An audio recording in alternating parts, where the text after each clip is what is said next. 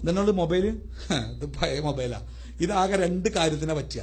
ഒന്ന് ഫോൺ ചെയ്യാനും പറ്റും, ഒന്ന് നായ്ക്കൾ പിന്നാലെ കൂടെ എറിയാനും പറ്റും. 75 റിയാലാ, പോയാലും ഒന്നും തോന്നൂല നമുക്ക് അല്ലേ. നേരെ മറിച്ച് നമ്മളൊക്കെ കുട്ടികളെ കയ്യിലുള്ള മൊബൈൽ നോക്കുകയാണ് നിങ്ങൾ. 8ാം ക്ലാസ്സിലും 9ാം ക്ലാസ്സിലും പഠിച്ച കുട്ടിയുടെ മൊബൈല് ഓനക്കോട്ടിലും വലിപ്പമുണ്ട് മൊബൈല്. ആരാ ഓനെ വിളിക്കല്? ആരും വിളിക്കല്ല.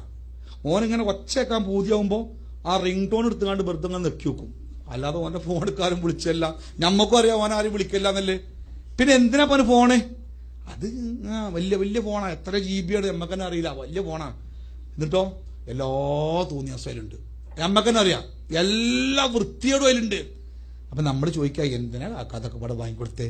അപ്പൊ കാക്ക പറയും മനെ അതന്നെ ഏത് നാളെ പരലോകത്ത് സ്വർഗത്തിൽ ഓന്റെ ഒപ്പം വരാൻ പാടില്ല, അതുകൊണ്ട് ഞാൻ ഓനെ സ്വർഗത്ത് നിന്ന് അകറ്റി. മൊബൈല് മാത്രല്ല, ബാപ്പാന്റെ തുണി ഉണ്ട് നിങ്ങൾ, ബാപ്പാന്റെ തുണി നെരിയാണിന്റെ ഒരു ചാണ് മേലെയാ. എന്തേത് തിരുമ്പിയിട്ട് ചുരുങ്ങി ആയതാ അങ്ങനെ അല്ല, ചോദിച്ചു നോക്കണ്ടി.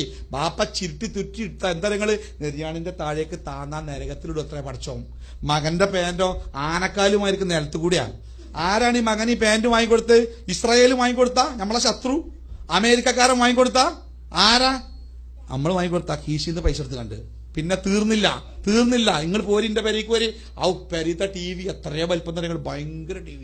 എന്നിട്ടോ പണ്ട് ഡിഷിന് ചാനൽ കമ്മിയായപ്പോ കേബിളാക്കി. ഇപ്പൊ ഇങ്ങനെ മറ്റേ ബോക്സിനെ കുറിച്ച് ആലോചിക്കുകയാണ്. എന്താ നിങ്ങള് പള്ളിക്കലെ വരിസംഖ്യ, പള്ളിയിലെ വരിസംഖ്യ ഒരിക്കൽ സെക്രട്ടറി പറയാ നിങ്ങളെ വരിസംഖ്യ കൂട്ടിയിരിക്കുന്നു, ഉസ്താദിന് ശമ്പളം കൊടുക്കാൻ തികയുന്നില്ല, അതുകൊണ്ട് വരിസംഖ്യ കൂട്ടിയിരിക്കുന്നു. എത്ര കൂട്ടിയെ? 10 റുപ്യാണ് കുറെ കാലമായിട്ട്, അത് 15 ആക്കിയിരിക്കുന്നു. സെക്രട്ടറിന്റെ കൊല്ലിക്കിന് കുടിച്ച് ഇതെന്താ എന്റെ ബാങ്കിൽ എന്താ റിസർവ് ബാങ്കിന്റെ ബ്രാഞ്ചറ്റ് ഉണ്ടോ എന്റെ പേരിൽ? 5 റുപ്യ ഒന്നായിട്ട് കൂട്ടാന് ആകെ കച്ചറ. അവസാനം 12 റുപ്യക്ക് മദ്യം പറഞ്ഞാണ്ടാ മൂപ്പര് ഇറങ്ങിയേ. അങ്ങനെ പെരീക്ക് വന്നപ്പോണ്ട് ഇങ്ങനെ ഗേറ്റിങ്ങ തന്നെ ജമ്പനും തുമ്പനും നിൽക്കണമാർക്ക് മോട്ടോർ സൈക്കിളിനെ പറഞ്ഞ് രണ്ടെണ്ണം. എന്താ നിങ്ങള് കേബിളിന്റെ പിരിച്ചാൻ വന്ന ആൾക്കാരാ.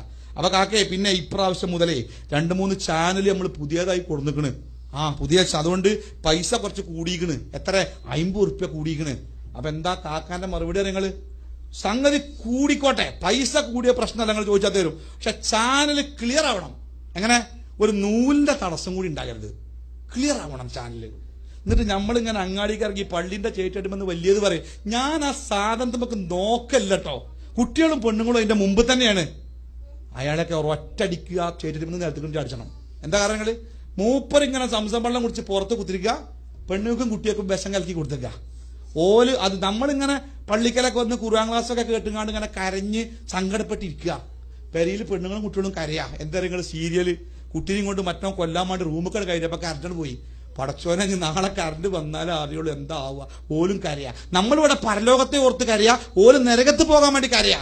ആരാ ഓൽക്കാൻ നരകം ഉണ്ടാക്കി കൊടുത്തേ? നമ്മളെന്നെ. നിങ്ങൾക്കറിയോ നബി പറയണേ 3 വിഭാഗം ആൾക്കാരെ നാളെ പരലോകത്ത് പടച്ചോ നോക്കുന്നല്ലാന്നാ. അള്ളാഹ്ക്ക് അറപ്പാണ് ഓലെ കാണണേ.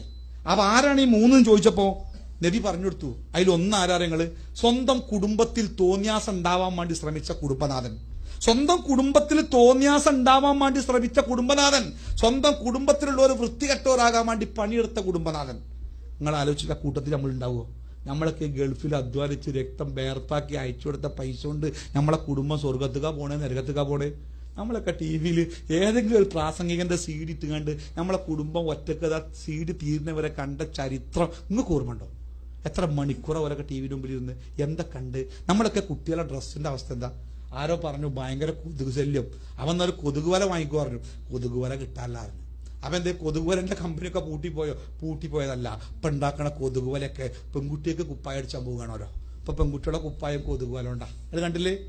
ഒരു 4-5 കൊല്ലം കൂടിയൊക്കെ ജീവിക്കാൻ പടച്ചോ ആയുസ് നിർത്തിയിട്ടാണെങ്കിലേ സാക്ഷാൽ ബേപ്പൂരിലെ മീൻ പിടിക്കണ ബലം കൊണ്ട് നമ്മളെ കുട്ടികൾ കുപ്പായിടും. നമ്മൾ വാങ്ങിക്കൊടുക്കും. നിങ്ങൾക്കറിയോ റസൂല് പറഞ്ഞത്? അന്യ പുരുഷന്മാരുടെ ശ്രദ്ധയെ ആകർഷിക്കത്തക്ക വിധം വസ്ത്രം ധരിച്ച് സുഗന്ധം പൂശി അന്യരുടെ വികാരത്തെ വിളിച്ചുണർത്തുന്ന രൂപത്തിൽ ഒരു സ്ത്രീ പുറത്തേക്കിറങ്ങിയാൽ അവൾ വ്യഭിചാരിണിയെ പോലെയാണ്. ആരാ പറഞ്ഞേ? ജീവിതത്തിൽ കളവ് പറയാത്ത റസൂലുള്ളാഹ്. നമ്മുടെ മക്കളെയും പെണ്ണുങ്ങളൊക്കെ എങ്ങനെ നമ്മൾ പുറത്തേക്ക് ഇറക്കി വിടല്? ഏത് കോലത്തിലെ ഇറങ്ങിപ്പോണേ അല്ലേ?